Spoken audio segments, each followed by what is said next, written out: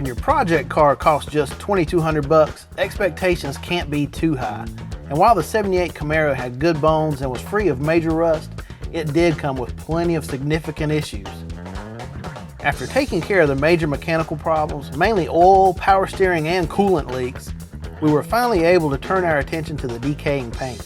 The base model Camaro was sold with a 305 V8 for just under $6,000 in 1978. But since then, the silver paint has gotten awfully thin, and large portions of the car are covered in primer where it looks like the previous owner tried to do a little body work himself.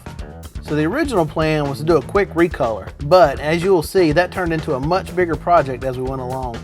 Painting any car is a big project and outside my expertise, so I did what any cheapskate would do and called in every favor I had with my friends. This is friend number 1, Chris Hargett, helping me strip the major components off the car because friend number 2, Danny Probst, is just about to fire up his mobile soda blasting equipment to help strip the paint off the car. Soda blasting is often the preferable option for stripping a car for several reasons. First, it's environmentally friendly, so there's no cleanup and no expensive blasting room necessary. You can strip the car outside and the baking soda that's left behind will simply melt away on the next rain. Soda blasting is also much gentler on the car than sandblasting. Notice that we didn't even strip much off the car. It's even safe on the '78's rubber bumper covers and the rear spoiler, which is fiberglass, I guess. And it's also safe for window molding. The soda is gentle enough that you can blast off paint while leaving behind any Bondo filler if you like. Or you can just hang around on that spot and it will slowly eat away the Bondo until you get down to the bare metal. Just be aware that if you have very rusty spots, you may have to go back later and clean them up with a sanding pad. And I don't know if this is really recommended or not, but after we got done with the car, we also pulled out the back glass and used the soda blaster to get rid of that horrible '80s tint job. If there is one drawback, it's that the baking soda gets everywhere. We spent nearly as much time trying to vacuum out all the soda that found its way throughout the car as we actually did blasting paint. Finally, the car has made it over to the shop of friend number 3, Jason Gullidge, where we finished stripping all the trim pieces. Soda blasting metal leaves behind a coating that actually inhibits rust, so you don't have to primer the car right away. But before you can begin working on the car, this coating has to be removed. Probst recommended washing the panels with vinegar and water, so Gullidge put some vinegar in a spray bottle and went to work. As you can see, the vinegar reacts with baking soda and forms this nasty brown gunk. Gullidge made sure he gets the last of it off by scrubbing each panel with a red Scotch-Brite pad. Then he primed the hood, deck lid, spoiler, and other small pieces before we moved on to the car itself.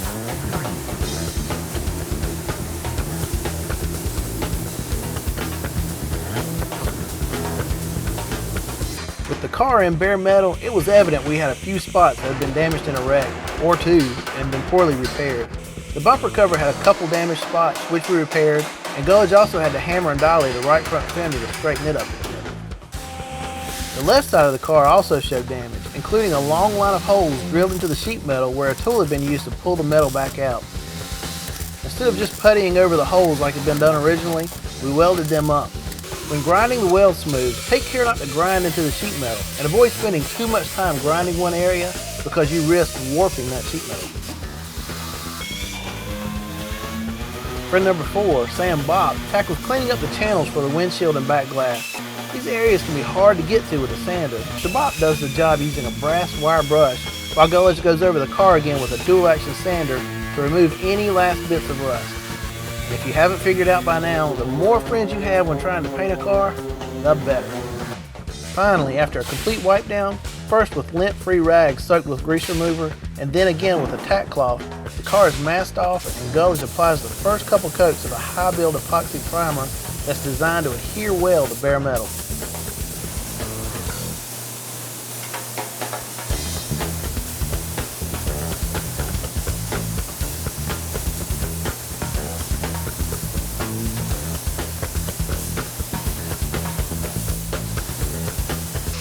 After the primer is dry, it's time to start the finished bodywork.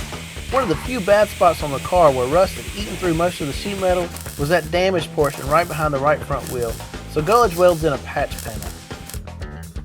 If the metal work is done well, only a thin coat of Bondo will be required.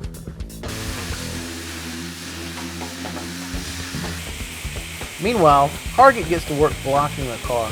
There's no two ways around it. Block sanding an entire car is tedious work, but it is vital to spotting any high or low spots before applying the final coats of paint. After the block sanding is finally complete, we spotted a few low spots that needed attention. This time around, when preparing the body filler, Gullidge includes an additive called plastic honey. Now, despite its odd name, it works to thin the filler so you can spread it on a little more smoothly and make that last pass look just that much better.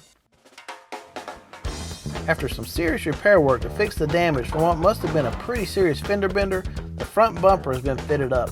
And although the Z28 chin spoiler wasn't an addition until '79, we thought it would help improve the look of the car and bought a spoiler kit from Classic Industries. Installing the chin spoiler requires drilling a few holes in the fenders, but it bolted up quite easily. Finally, after a final coat of surfacing primer to make everything one color, we are at last ready to start putting on some color. After much consideration, we chose Eastwood's flat black paint for a few reasons. First of all, and mainly, it just looks great. It's also much more durable than simply trying to achieve the same effect with primer, and it will also last longer because it's UV resistant, unlike primer. Plus, Eastwood's paint is quite affordable compared to other brands.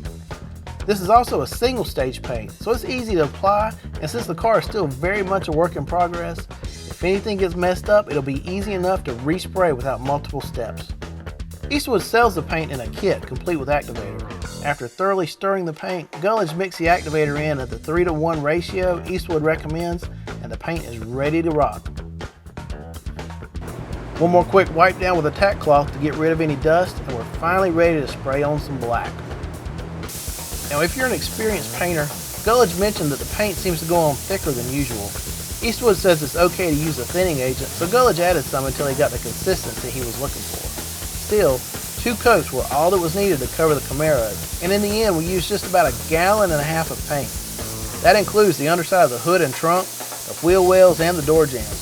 Considering when we purchased the gallon kits they were selling for about $129 each, that turns out to be an awfully economical paint job. You may notice that the wet paint goes on quite shiny, but as it dries you can actually watch it go flat. It's pretty cool to see, and it actually turns that phrase, "about as much fun as watching paint dry," right on its head.